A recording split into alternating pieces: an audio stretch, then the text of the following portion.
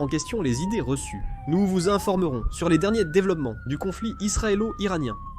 Un missile balistique est tombé sur un parking à Beersheba, en Israël. LBC System, une entreprise de défense spécialisée en électronique située à proximité, semble avoir été la cible de l'attaque. Nous sommes à Beersheba, en Israël, où l'on peut voir les dégâts suite à l'attaque de missiles iraniens.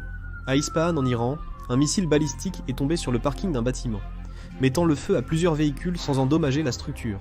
Cette vidéo, filmée hier soir à 23h, montre de nombreuses voitures faisant la queue pour une station-service. Suite à l'attaque israélienne des installations pétrolières iraniennes, de nombreux citoyens tentent de faire le plein à la station-service à moindre coût. Nous sommes à Ispahan, en Iran.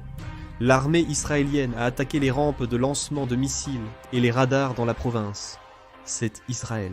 Les vitres d'un appartement ont été brisées lors d'une attaque de missiles balistiques de l'armée iranienne, transformant l'intérieur en champ de bataille. Voici l'armée israélienne repérant un drone iranien et l'abattant. Le corps des gardiens de la révolution islamique d'Iran a publié des images du lancement de missiles guidés lors de la 14e attaque contre Israël. Voici la situation en Israël. Dans un abri, il y avait le fils du premier ministre israélien, Netanyahou. Il paraît que des citoyens ont vu le fils du premier ministre Netanyahou et l'ont battu collectivement. La police a tenté d'intervenir, mais les citoyens ont continué à frapper l'individu.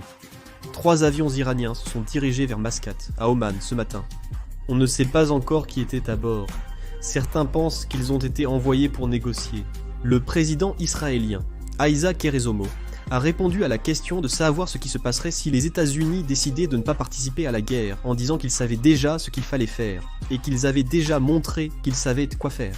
Selon le Wall Street Journal, les dépenses militaires élevées d'Israël pourraient restreindre sa capacité à mener une guerre prolongée contre l'Iran.